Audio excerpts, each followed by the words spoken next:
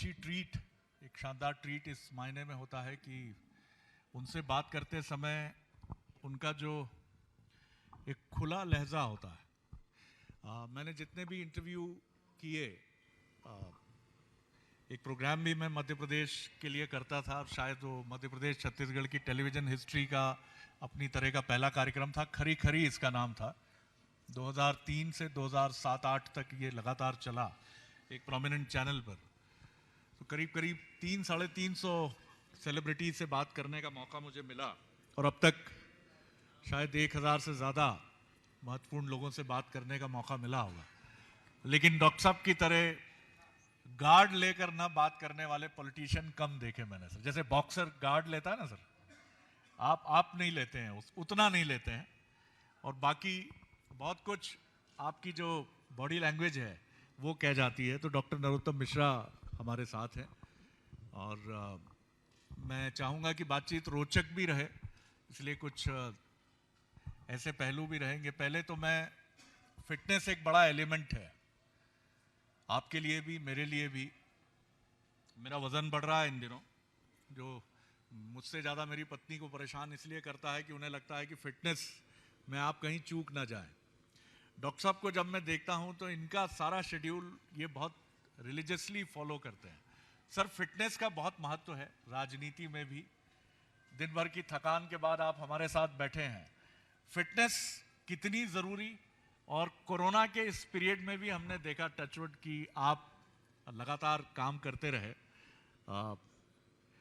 Mask लगाते भी रहे, कई बार मास्क नीचे भी करते रहे।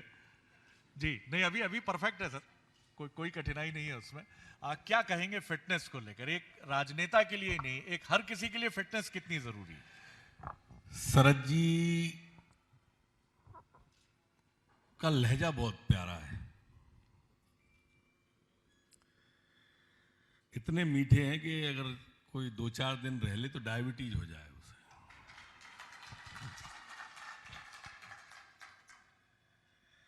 किसी शायर ने कहा है कि मैं लोगों से मुलाकातों के लम्हे याद रखता हूं, और बातें भूल भी जाऊं तो लहजे याद रखता हूं। आहा, वाह, क्या बात! देखिए, वाह, शाम का रंग ही बदल दिया इन्होंने। आप एक पॉलिटिशियन को देखिए, आप इनका मिजाज, इनका अंदाज। जहां तक फिटनेस की बात है तो सभी को स्वास्थ्य का ध्यान रखना चाहिए, पर मनुष्य परिस्थितियों का दास होता है। कभी कभी जीविकोपार्जन में ड्यूटी के कारण से अन्य अन्य वगैरह वगैरह इत्यादि जो जीवन की परिस्थितियां और परेशानियां रहती हैं वो नहीं ध्यान रखने देती। और कभी तृष्णा एक है ऐसी जो कभी मरती ही नहीं है। साइकिल पे थी तो स्कूटर पे होता, स्कूटर पे थी तो कार में होता, कार में था तो फिर डिजाइन होता या हवाई जहाज में होता।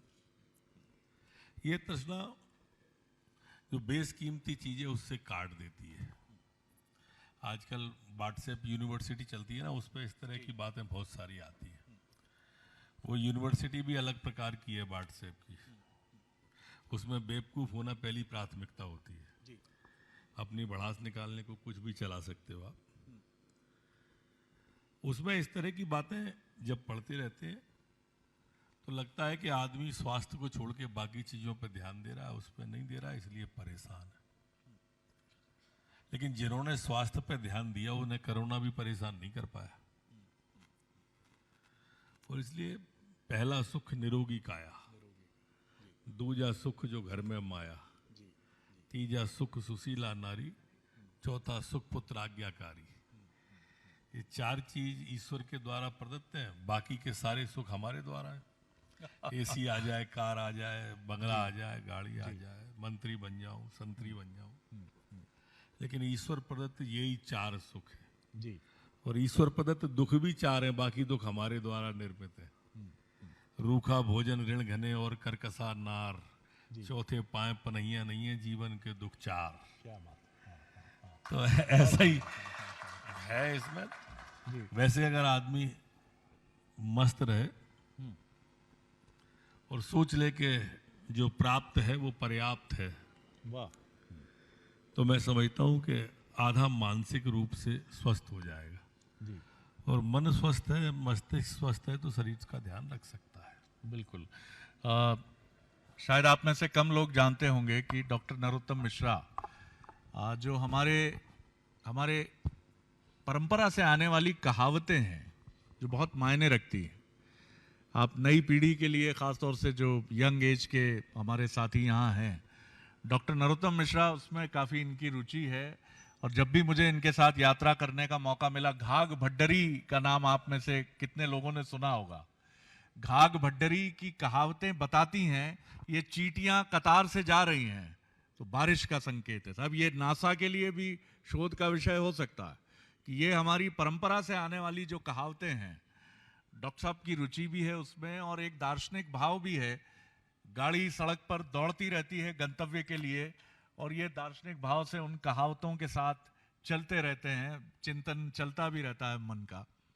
ये इनके व्यक्तित्व का एक पक्ष है और मुझे लगता है इनके लिए स्ट्रेस हटाने का भी एक जरिया वो है कि आप अपना तनाव जो है उसको भी निकालते रहते हैं।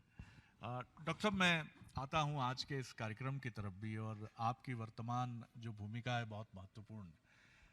इस महकमे को मुझे जहाँ तक ध्यान है कि आपका बहुत समृद्ध कार्यकाल रहा है कैबिनेट मंत्री के तौर पर, लेकिन इस डिपार्टमेंट को जहाँ तक मुझे ध्यान है कि ये शायद पहला मौका है कि आप पुलिस महकमे को देख रहे हैं। किस तरह से इसके महत्व को आपने इस विभागीय प्रमुख होने के नाते समझा है, किस तरह से आप देखते हैं और किस तरह की चीज़ों का आपने वीकली अवकाश की भी बात की पुलिस कर्मियों के लिए, और एक रिफॉर्मिस्ट चेहरे के साथ भी आप गृह मंत्री के तौर पर सामने आए हैं, उस पर ज़रा कुछ रोशनी। महकमा जरूर पहली बार मिला है, लेकिन पुलिस विभाग ऐसा है कि इसे पाला बचपन से ही पड़ रहा है। दूर से भी देखा है, नजदीक से भी देखा है, सुरूर से भी देखा है, गुरूर से भी देखा है। विपक्ष में थे तो पुलिस पीछे भागती थी, सरकार में आ गए तो आगे चलती है।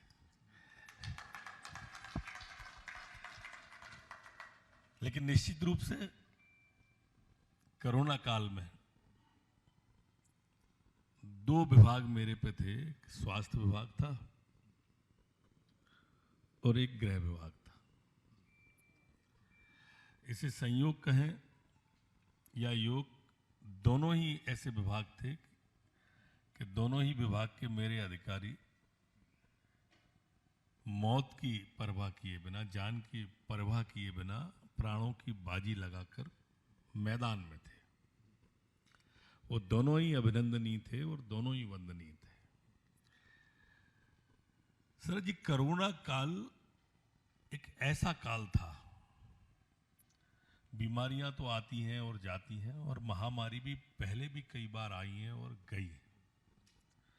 मैं आपको या आपकी दुनिया को, जिस दुनिया में आप विचरण करते हैं, जिसे मीडिया की दुनिया कही जाती है, मैं उसको दोष नहीं देता, पर निश्चित रूप से मेरी मान्यता तब भी थी और अब भी है कि भयावहता जो आई कोरोना की, ठीक है, बीमारी कई भयावह होती है, हम कई भयानक बीमारियों में लड़ते भी हैं, कैंसर जैसी बीमारी से भी लड़े हैं हम, एड्स जैसी बीमारी पर भी विजय पाई है हमने, लेकिन इसकी भयावहता ने रिश्ते दरका दी है। पहली बीमारी ऐसी थी जिसमें रिश्तों में दरार आई है। पति को कोरोना हो गया तो पत्नी अस्पताल नहीं आई, और पत्नी को हो गया तो पति अस्पताल नहीं आया, मां की अस्थियां लेने अस्पताल में बेटा नहीं आया। हम उस देश के वासी हैं जहां श्राद्ध होता है, माने बाप के मरने के बाद भी पानी दिया जाता है, जीते जी पानी नहीं दिया। मैं नाम भूल रहा हूं, शाहजहां थे या औरंगजेब थे, जब उनके बेटे ने उन्हें जेल में डाल दिया, जेल में डाल दिया तो उन्हें 24 घंटे में एक ही बार पानी दिया जाता था। उनकी बेटी थी जहां आरा, शायद मैं नामों में गलती कर सकता हूं, वो अपने पिता की खातिर विवाह नहीं किया था, उनकी सेवा में रहती थी।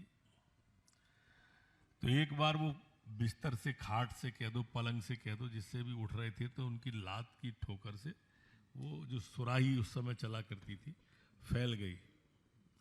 तो बेटी बादशाह के पास आई और कहा कि वो फैल गया है पानी, एक और दे दो, गर्मियां हैं। तो बादशाह ने जवाब दिया कि पानी एक ही बार मिलेगा, पी लें या फैला लें। उसने जब आके अपने बाप को जवाब दिया तो उसने कहा कि एक वो हिंदू है जो मरने के बाद भी अपने पुरखों को पानी देता है, और एक ये है जो जीते जी अपने बाप को पानी नहीं दे रहा है। तो ऐसे रिश्तों की जिसके उदाहरण दिए जाते थे इतिहास में, उन रिश्तों को इस करुणा ने दरकाया, तोड़ा, घायल किया कई जगह पे। हालांकि मैं उस करुणा काल में भी उज्जैन आया था, बिल्कुल करुणा पीक पे था उस समय। मैं करुणा के आईसीयू वार्ड में भी गया था, करुणा के पेशेंटों से मिला था, मैं इंदौर भी गया था, भोपाल में भी मैं उसमें स्वास्थ्य मंत्री था, मेरा फर्ज था, मेरी जिम्मेदारी थी कि मैं ढाढ़स बंधाऊं। हमारे डॉक्टर और पुलिस का जवान जब उस गर्मी के अंदर हम एसी में बैठे टीवी देखते होते थे, तब वो पीपी किट पहन के 45 टेम्परेचर में सड़क पे खड़ा रहता था। लॉकडाउन अगर किसी ने सफल कराया तो हमारे जाबाज जवानों ने सफल कराया था।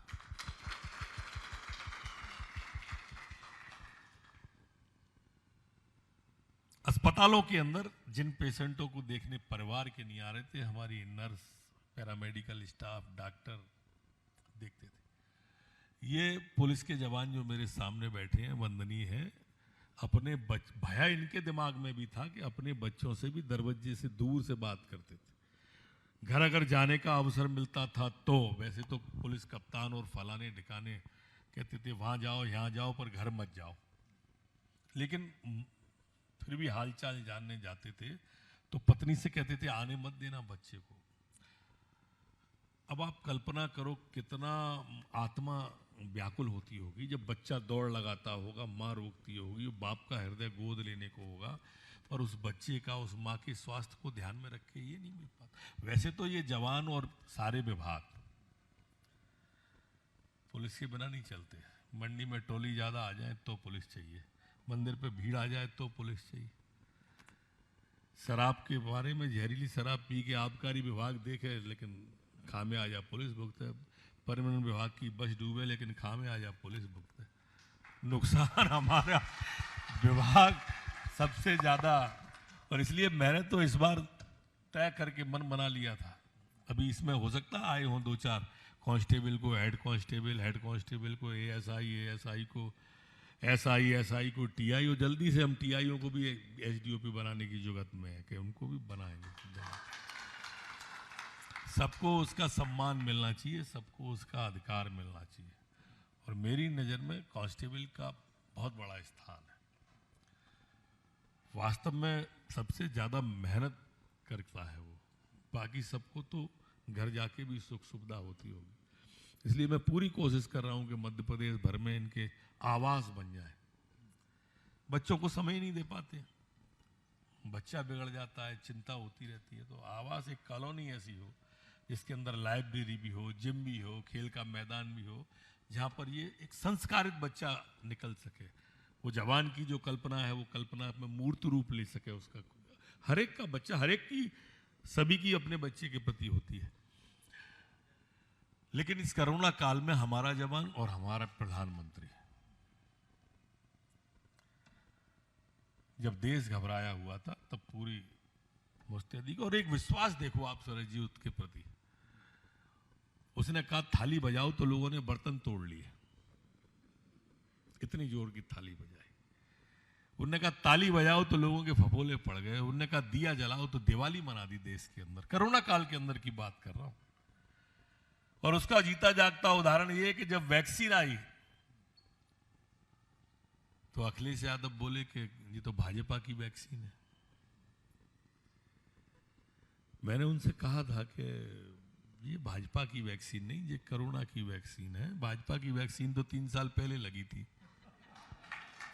उसका असर 5 साल रहता है। मैंने आपके चैनल पर बोला था, लेकिन उस व्यक्ति के प्रति विश्वास देखो आप कितना जबरदस्त था कि कोरोना की वैक्सीन के प्रति विश्वास नहीं पैदा हो रहा था। इन लोगों ने अविश्वास ऐसा पैदा किया, और जिस दिन मोदी जी ने वैक्सीन लगवाई है उस दिन से अस्पताल में जगह खाली नहीं हो रही, इतनी वैक्सीन लग रही है। लोगों को वैक्सीन से ज्यादा मोदी पर विश्वास है। पहली बार देश को ऐसा नेतृत्व मिला है जिसके प्रति विश्वास एक सीमा तक है, और यही कारण है कि वैक्सीन के रूप में हो या अन्य रूप में भारत ने विश्व गुरु बनने की तरफ सदियों बाद अपना कदम बढ़ाया है। आज विश्व के 70 देशों को वैक्सीन अभी तक हम दे चुके हैं, और कम से कम इतने ही देश लाइन लगाए खड़े हैं हमारी वैक्सीन के प्रति। बड़े से बड़ा देश आज भारत को साधुवाद दे रहा है, और हमारे मोदी जी भी मुक्त हस्त से सब गरीब देशों को ये वैक्सीन दे रहे हैं। और इसलिए जी बिल्कुल आपने ये बात बिल्कुल सही कही। और पॉलिटिशियन या जन नेता या नेता जो है वो विश्वास का दूसरा नाम है, और अगर उसके प्रति एक अखंड और अटूट विश्वास है तो ये हमने अतीत में भी देखा है। और आपने मोदी जी के लिए जो कहा बात बिल्कुल ठीक है। चाहे हम मुझे लगता है कि इस पर भारत में पूरी दुनिया स्टडी करेगी कि हम किस तरह लड़े कोरोना से। 135-40 करोड़ की आबादी का देश, जिसके बारे में बहुत आशंकाएं थीं कि ये कैसे लड़ेगा। आपने बहुत अच्छी बात कही कि कांस्टेबल सबसे महत्वपूर्ण कड़ी है। ये मुझे लगता है कि बिल्कुल ठीक बात है। हर सिस्टम की एक कड़ी होती है, और पुलिस की सबसे अहम कड़ी है उसका आरक्षक। इस आरक्षक पर एसपी भी उतना ही भरोसा करता है, इस आरक्षक पर उसका एसडीओपी भी उतना ही भरोसा करता है, उसका टीआई भी करता है। तो आपने बहुत अच्छी बात कही है डॉक्टर नरोत्तम मिश्रा कि आप उस आरक्षक की नींव और मजबूत करने जा रहे हैं जो उतनी मजबूत अभी नहीं है। बिल्कुल आपने ठीक कहा। और अगर हम देखें तो चूंकि बात पुलिस की है और यहाँ बड़ी संख्या में पुलिस के अधिकारी कर्मचारी हैं, और आप क्या सोच रहे हैं, वीकली साप्ताहिक अवकाश की बात तो की आपने। सबसे अगर पुलिस का लोअर रंग जो है, लोअर स्टाफ जो है, जहाँ टीआई तक बहुत प्रेशर है, एसडीओपी तक बहुत प्रेशर है, अगर इस तनाव और दबाव को भी हम कर पाए, और एक तनाव दबाव तो कम करना पड़ेगा, और ये स्वयं से ही होता है। घर में टीवी का सेट है, सोफा सेट है, सोने का सेट है, पर माइंड अपसेट है।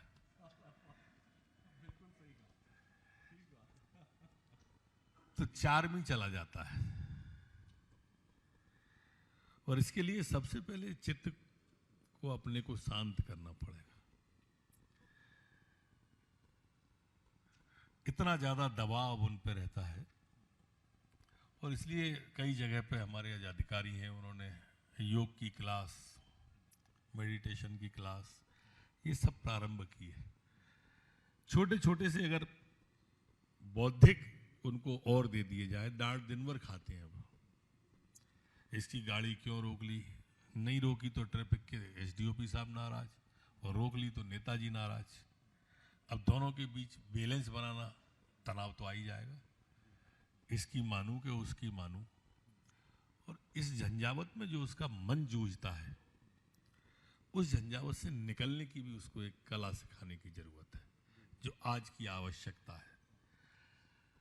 आवश्यकता क्या है कि पुलिस वाले के पास, पुलिस वाला अपराधी को पकड़ के लाता है। अपराधी शैतान होता है, कलाबाज होता है, दगाबाज होता है, तभी तो अपराधी होता है। अब उसको लेके आया है पकड़ के, तो उसको एमसीबीसी की टैबलेट देनी पड़ेगी। अब वो देता है तो कहते हैं कि पुलिस ऐसे बोलती है, वैसे बोलती है। इसलिए मध्य मार्गी जब तक पुलिस नहीं होगी। कोरोना काल में शरद जी पुलिस की छवि बदली।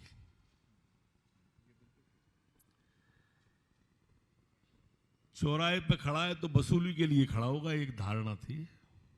जब सारा ट्रैफिक जाम था, रेल के पहिए जाम थे, ट्रक का पहिया जाम था, बस और मोटरसाइकिल स्कूटर के पहिए जाम थे, लेकिन मेरा जवान तब भी खड़ा था।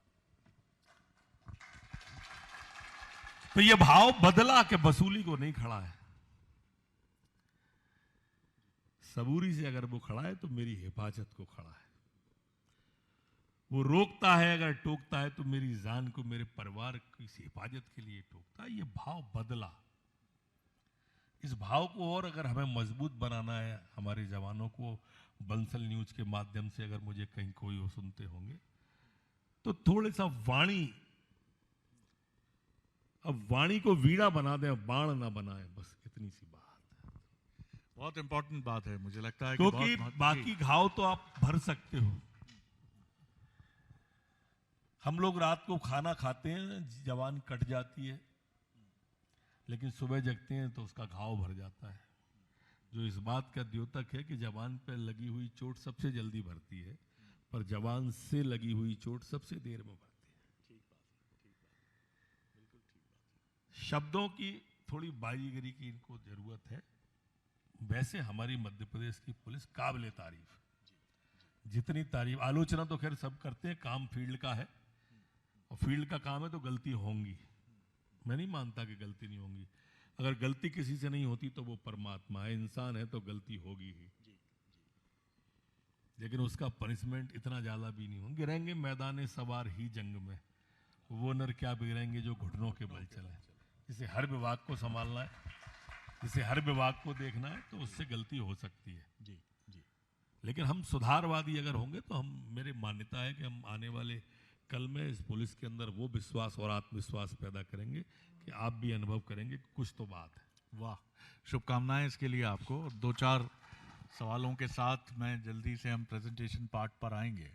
आपने खनकते हुए आत्मविश्वास और वाणी को वीणा बनाने की बात कही। एक राजनेता की चुनौतियों का भी कोई अंत नहीं है। चुनाव जीतना है, चुनाव जीतने के साथ लोकप्रिय होना है। आपके बड़े भाई और आपके अभिन्न साथी और मित्र कैलाश विजयवर्गीय जी से एक बार मैंने बात की। मैंने पूछा कि मुख्यमंत्री बनने की आपकी मंशा की बड़ी चर्चा होती है, तो उन्होंने कहा क्यों नहीं होनी चाहिए। 230 है मध्य प्रदेश में, 230 के 230 ये सपना देखते हैं, लेकिन सपने देखने से पूरे नहीं होते। उसके लिए कसौटियां हैं, पार्टी की भी हैं, जनता की सबसे बड़ी कसौटी है, उस पर भी खरे उतरें। आलोचना भी आपके लिए है, निंदा भी आपके लिए है। इन सबके बीच में डॉक्टर नरोत्तम मिश्रा खुद को कैसे उत्फुल्ल रखते हैं, क्योंकि परेशानी से किसी की मुक्ति नहीं है। उसका नियोजन हम कर सकते हैं, चुनौतियों का हम मैनेजमेंट कर सकते हैं। रोक नहीं सकते उनको कि रुक जाओ, ठहर जाओ, इसके भीतर नहीं आओगे। अब ये हमने टेंशन का वैक्सीन लगवा लिया है, टेंशन फ्री हो गए आज से। इच्छाएं तो अनंत होती हैं, महत्वाकांक्षा भी होती है, लेकिन जब मैं दूसरे को मध्य मार्गी कहने की बात कर रहा हूं तो खुद तो होता ही होगा। और इसलिए मेरी मान्यता है, समय से पहले और उससे ज्यादा कभी किसी को कुछ नहीं मिला है। भाग्य बड़ी चीज होती है।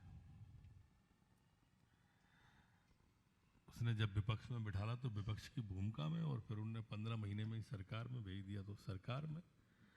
पर महत्वाकांक्षा, इच्छा होना अलग बात है, महत्वाकांक्षा होना अलग बात है। मैं नहीं मानता कि महत्वाकांक्षा ज्यादा, अगर ज्यादा रखोगे तो परेशान रहोगे। इसलिए थोड़े में निर्वाह यहाँ है, ऐसी सुविधा और कहाँ है। मस्त रहता है।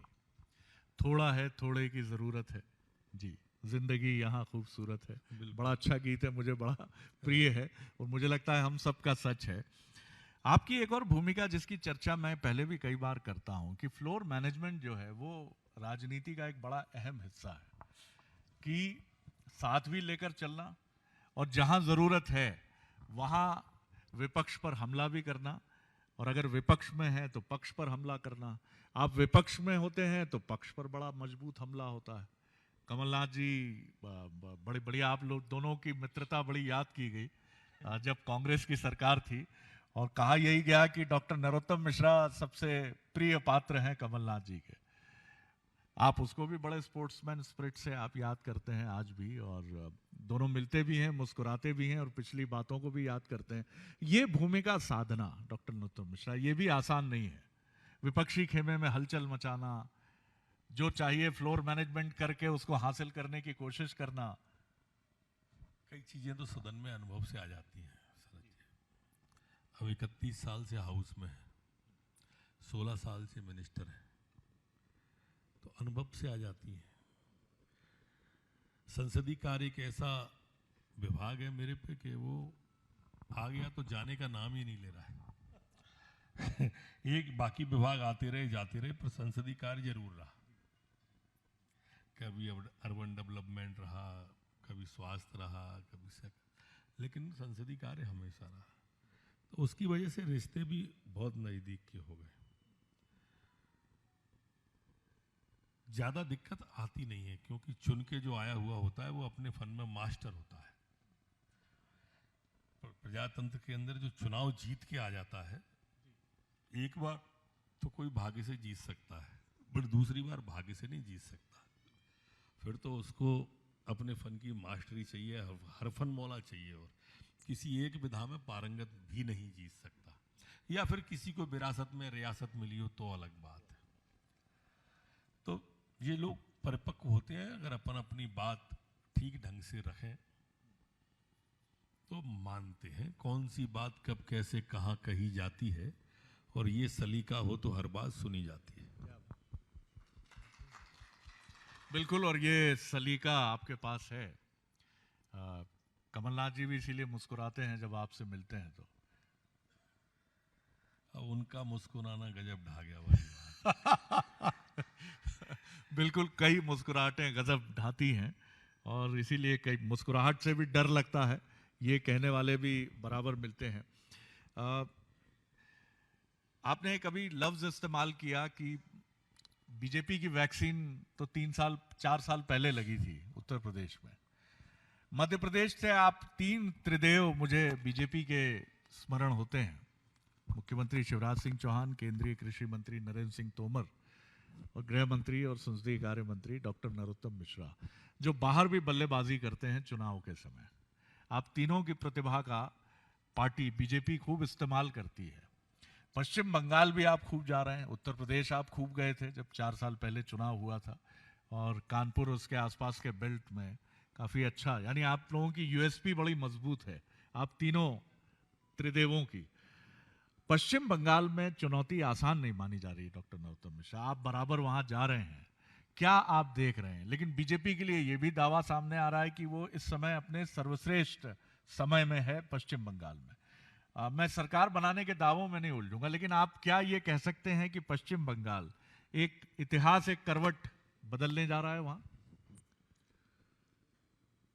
सर जी, मैं लगभग माननीय अमित शाह जी के अध्यक्ष बनने के बाद से जी, जिन स्टेटों में चुनाव हुए, कोई ना कोई छोटी पूरी जिम्मेदारी मुझ पर रही, चाहे वो गुजरात हो, बिहार हो, उत्तर प्रदेश हो, महाराष्ट्र हो। मैं उत्तर प्रदेश जैसी स्थिति पश्चिम बंगाल में पाता हूँ। अच्छा जी। उत्तर प्रदेश में जब हम गए थे, मुझे जिम्मेदारी लगभग 8 महीने 7 महीने पहले वहाँ की दी थी, 4 साल। हम वहाँ पर 6वें नंबर 5वें नंबर पे लोग गिनते थे, पहले पे सपा को, फिर बसपा को, फिर कांग्रेस को। लेकिन हमारा देव दुर्लभ जो कार्य करता है, उसके मन में जो खनक थी, जो जुनून था, उस जुनून को देख के लगता था कि यूपी में हम सरकार बना सकते हैं, कार्य को नीचे उतारते जाएं और इनके मन में आत्मविश्वास पैदा करते चले जाएं। और परिणाम जब आते तब आपने देखा 2/3 बहुमत से भारतीय जनता पार्टी की सरकार बन गई। बुआ और बबुआ दोनों फेल हो गए थे। मैं जिस इलाके में था वहां से तो न बुआ जीती न बबुआ जीता, एक भी सीट नहीं आई बुंदेलखंड, सिंगल सीट नहीं आई थी। कमोबेश वही स्थिति आज पश्चिम बंगाल की है, कमोबेश। हमारे उत्तर प्रदेश में ऐसा नहीं था, हिंसा जैसी वहां है। हमारे 134 कार्यकर्ताओं की अभी तक हत्या हो गई है। पिछले 4 साल में 134 कार्यकर्ता जांबाज खो दिया हमने। लेकिन उस जैसे जैसे जुल्म उसने किए दीदी ने, वैसे वैसे कार्यकर्ता का जोश बढ़ा जी। और पार्टी का काम, माननीय मोदी जी का आभा मंडल, अमित शाह जी का आभा मंडल, नड्डा जी का कुशल शिल्प, ये इस बात का द्योतक है कि हम वहां पे सरकार बनाएंगे ही। और उत्तर प्रदेश की तर्ज पे हम वहां पर जा रहे हैं। काम हमारा बिल्कुल नीचे ग्रॉस रूट पे पेज प्रभारी तक बना दिए हमने। इनको कल्पना ही नहीं होगी दीदी को, हवा में है, हवा में। मेरा मानना है कि 2 मई दीदी गई। चलिए, शुभकामनाएं आपको इसके लिए कि बीजेपी के लिए आप ये मान रहे हैं कि सबसे बेहतरीन अवसर है पश्चिम बंगाल की मैं बात करूं। 2 सवाल और हैं, इसके बाद हम प्रेजेंटेशन पर आएंगे। धर्म स्वातंत्र विधेयक की बड़ी चर्चा रही और उत्तर प्रदेश के साथ मध्य प्रदेश ऐसा दूसरा राज्य है देश में जिसने इसको लागू किया। आप हमेशा कहते हैं कि हम लव के विरुद्ध नहीं हैं, हम जिहाद के खिलाफ हैं। लेकिन लव और जिहाद की ये जो नक्काशी कहूँ मैं उसको, या उसकी बुनावट कहूँ, ये इतनी बारीक है कि ये तय करना कई बार मुश्किल हो जाता है कि क्या लव है और क्या जिहाद है। इसको आइडेंटिफाई करना और लव में जिहाद ढूंढना या जिहाद में लव ढूंढना बहुत आसान भी नहीं है। डॉक्टर मिश्रा, आप कैसे देखते हैं इस कानून को और कितना आश्वस्त करते हैं कि जो जिसकी नीयत में खोट है वही इसके दायरे में आएगा, क्योंकि ये बहुत जरूरी है सर। अभी तक 24 मामले ऐसे दर्ज हुए हैं सर। 24 में से एक में भी कोई ये नहीं कह पाया कि झूठा केस रजिस्टर्ड हो गया, कि पुलिस ने झूठा लगा दिया। ये जो आप लव और जिहाद शब्द कह रहे हो ना, देश के अंदर एक वर्ग ऐसा पैदा हुआ मोदी जी के आने के बाद, जिसने नए नए शब्दों को पैदा किया। असहिष्णु शब्द आ गया, अवार्ड वापसी गैंग आ गई, टुकड़े टुकड़े गैंग आ गई।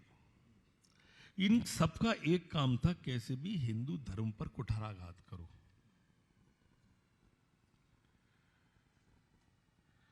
अगर उसको टोकते थे तो कहते कि अभिव्यक्ति की आजादी पर आप लगाम ले लगा रहे हो। मध्य प्रदेश में नर्मदा मैया के किनारे शंकर भगवान के मंदिर पे जूता पहने सूटेबल बॉय की वो क्या कर रहे थे। मैंने किया तो एक नेताजी हैं अपने मध्य प्रदेश के, जिनका सवेरा ट्वीट से ही होता है। उन्होंने कहा अभिव्यक्ति की आजादी है। अभिव्यक्ति की आजादी अगर अश्लीलता की तरफ ले जाएगी तो हम तो उसको स्वीकार नहीं करेंगे। आप भगवान के मंदिर में चुम्बन के दृश्य फिल्माओगे, ये आपत्ति है। वो कुंभ के मेले पे ट्वीट कर रहे हैं, वो अयोध्या में राम मंदिर के शिलान्यास पे ट्वीट करते हैं। आज तक कभी कोई ट्वीट इस्लाम पे कर पाए वो? अगर आप वास्तव में निष्पक्ष दृष्टि से देखते हो, हर धर्म की कमी देखते हो, सबकी देखो। ऐसा तो है नहीं कि वो संपूर्ण है और हमारा धर्म अपूर्ण है। आप हमारे ही धर्म पे आप पिक्चरों का एक तरफ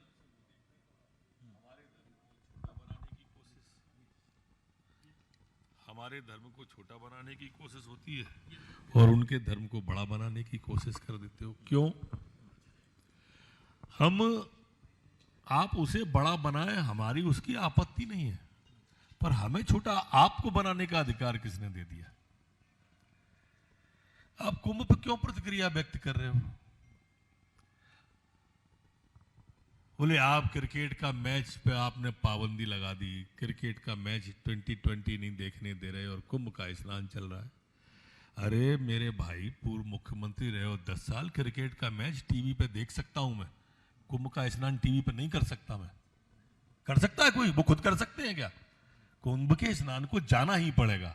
क्रिकेट का मैच में टीवी पे, दूरदर्शन, मोबाइल पे, किसी पे भी देख लूंगा। 50 तरह के साधन आ गए अब, लेकिन उनको तो कहना था और तुलना करनी थी इससे उसकी। अब सवेरे ही ट्वीट से होगा तो मैं क्या करूंगा उसका। तो ये जो प्रवृत्ति बढ़ी वो जिहाद की तरफ ले गई। और हुआ क्या? हुआ ये कि हमारी बेटी को आपने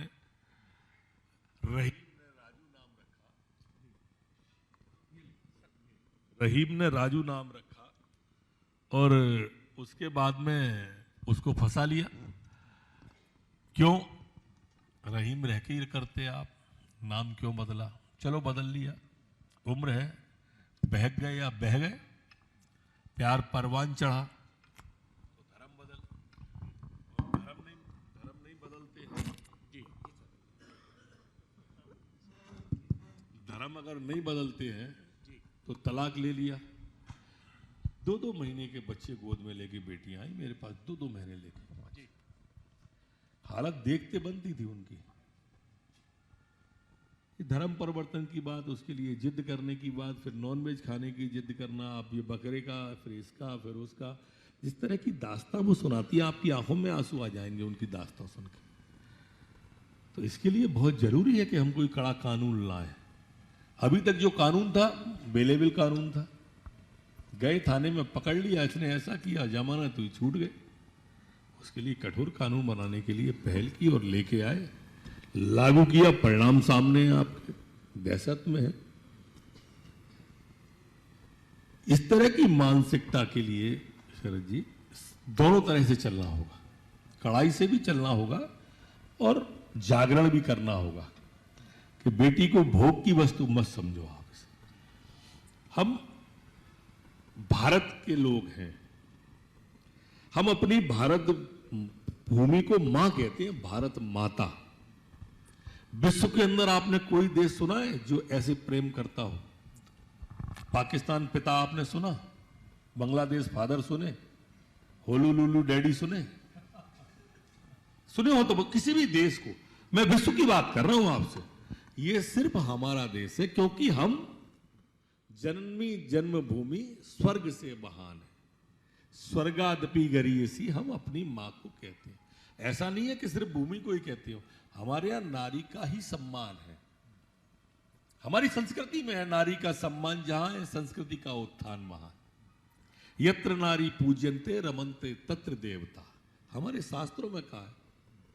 हमारे यहां भगवान का नाम भी लेते हैं तो पहले नारी का आता है, सीताराम बोलते हैं, गौरी शंकर बोलते हैं, राधे श्याम बोलते हैं। वहां भी पहले मां का स्थान है, देवी का स्थान है। ताकत चाहिए दुर्गा जी के पास जाओ, पैसा चाहिए लक्ष्मी जी के पास जाओ, विद्या चाहिए सरस्वती जी के पास जाओ। और मेरा तो स्वयं का अनुभव है शरद जी, मां के पैर छीलो तो दुनिया में किसी के झुकने की जरूरत ही नहीं पड़ेगी।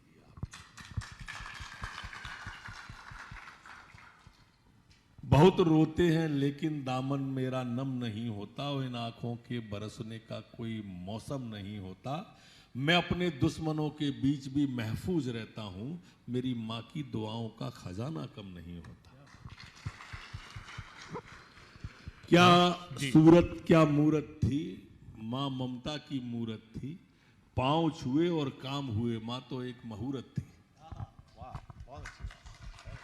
जब भी कश्ती मेरी सैलाब में आ जाती है, मां दुआ करती हुई मेरे ख्वाब में आ जाती है। तो पृथ्वी पे एक मां ही है। बच्चा जब बिस्तर गीला करता है तो करवट बदलती है, खुद गीले में आती है और उसको सूखे में सुलाती है। आप तो दूसरा कोई बता दो इस पृथ्वी पे पूरे जीवन में, पूरे जीवन में जो ऐसा करता हो, नहीं कर सकता। दुर्भाग्य लेकिन ये है कि बेटा सबसे ज्यादा उपेक्षा उसकी करता है बुढ़ापे में, ये दुर्भाग्य है जी। और इसके लिए चेतना की जरूरत है। नारी के सम्मान के प्रति हमारे पुलिस विभाग ने भी ये जो आपके इस पे आ रहा है ना, पुलिस सम्मान, एक सम्मान कार्यक्रम महिलाओं के लिए चलाया जी, एक अभियान चलाया है हमने पूरे प्रदेश में। जन जागरण हमारा जो महिला सेल है पुलिस विभाग का, वो इसको देख रहा है पूरे प्रदेश में। हम इसको नारी के प्रति सोच बदलने की कोशिश कर रहे हैं, तो धर्म स्वातंत्र विधेयक ला के कड़ाई से भी काम करने की जरूरत है। आपने काफ़ी ताकत से ये बात कही है। एक बड़ा सवाल इसी से जुड़ता ये है डॉक्टर साहब कि महिलाओं पर जो बर्बर अत्याचार बढ़े हैं भारत में, इसके लिए एक जन जागरण भी ज़रूरी है और बात सिर्फ कानूनों तक सीमित नहीं होनी चाहिए। आखिर वो पुरुषों में या एक बच्चे में भी जब वो अपनी माँ का सम्मान करता है, कई बार नहीं भी करता है, अपनी बहन का सम्मान करता है, कई बार नहीं भी करता है, इसकी पाठशाला कौन सी हो? पुलिस, स्कूल शिक्षा विभाग तमाम मिलकर एक कड़ी बने। कानूनों से हर समस्या का हल नहीं ढूंढा जा सकता। समाज की इकाई जब मजबूत हो जाएगी ना, मैं समझता हूं उससे अच्छा इलाज नहीं है। कैसे? हमारे यहाँ परिवार जो टूटा, कपल रहने लगा, जो परिस्थितियों के कारण भी था, समाज का भय खत्म हुआ। पहले अगर गांव में सिर्फ पंगत बंद हो जाती थी ना, आदमी का जीना दूभर हो जाता था। लोग क्या कहेंगे, ये शब्द ऐसा खतरनाक था कि समाज के अंदर ये भय पैदा हो जाता था। लेकिन जैसे जैसे अर्थ की ओर युग बढ़ा, पाश्चात्य सभ्यता आई, पैसे की और पाश्चात्य की इस दौड़ में जो वसुधैव कुटुंबकम का हमारा सिद्धांत था, जिसे हमें प्रतिपादित करना था, वो खंडित होने लगा। हम छोटे छोटे परिवार बन गए और उसकी वजह से समाज का जो दबाव था वो कम हुआ। समाज का दबाव जब जब बढ़ेगा, लोगों के अंदर एक अज्ञात आशंकाएं ग्रसित रहेंगी और वो कोई भी गलत काम कर, कानून का स्थान अपनी जगह है, इसका मतलब ये नहीं है कि मैं उस स्थान को इससे तुलना कर रहा हूं या चुनौती दे रहा हूं, लेकिन समाज का भी दबाव बढ़ना चाहिए। ये काफी आपने महत्वपूर्ण बात की है और हम में से कोई ऐसा नहीं होगा जो असहमत होगा। बस ये सवाल से मैं समापन करूंगा। नाइट कर्फ्यू की तरफ हम फिर बढ़े हैं।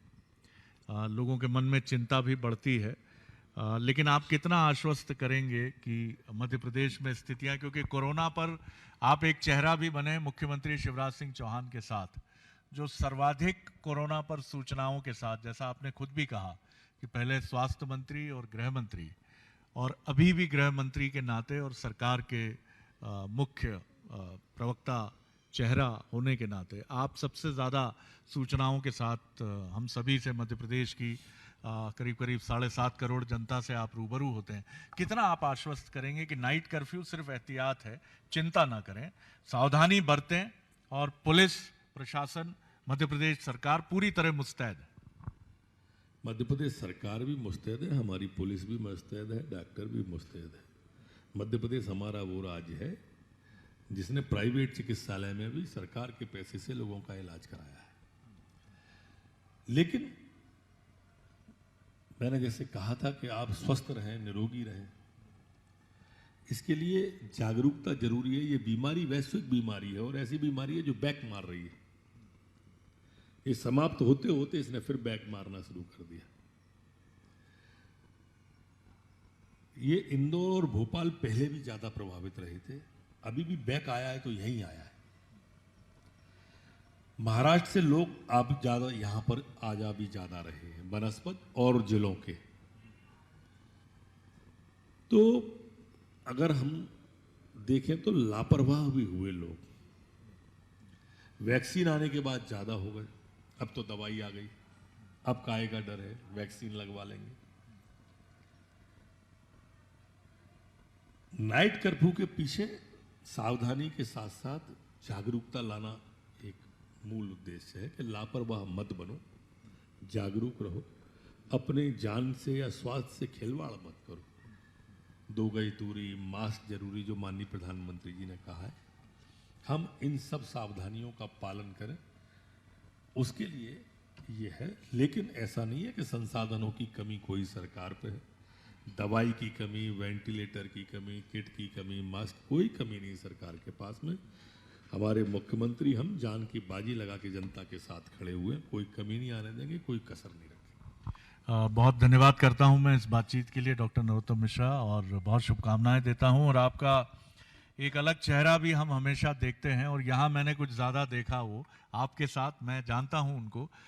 जिस तरह से शेरो शायरी और संवेदना का एक आपके व्यक्तित्व का पक्ष है डॉक्टर नरोत्तम मिश्रा, आपके पारिवारिक पृष्ठभूमि भी निश्चित तौर पर इसके लिए जिम्मेदार है। और जिस तरह से संवेदना का ये पक्ष हमने आपके भीतर देखा है, क्योंकि किसी भी व्यक्ति का जीवंत होना, संवेदना से भरा पूरा होना आश्वस्त करता है कि वो मनुष्यता के प्रति भी समर्पित है और वो अपने सिस्टम के प्रति भी एक संवेदनशील भाव के साथ आगे बढ़ रहा है। बहुत बहुत शुभकामनाएं आपकी भावी राजनीतिक यात्रा के लिए भी। और गृह मंत्री और संसदीय कार्य मंत्री के नाते मैं टीम से आग्रह करूंगा शीघ्रता से दिन भर का समापन करके एक राजनेता के लिए राम काज कीजिए बिना मोहि कहाँ विश्राम हमेशा है। तो मैं सीधे प्रेजेंटेशन पार्ट के लिए आमंत्रित करता हूँ। बहुत बहुत धन्यवाद बाकी माननीय अतिथि मंत्री भी जी। जो मंच पर उपस्थित हो सकते हैं, जो हैं यहाँ पर, उनसे भी आग्रह रहेगा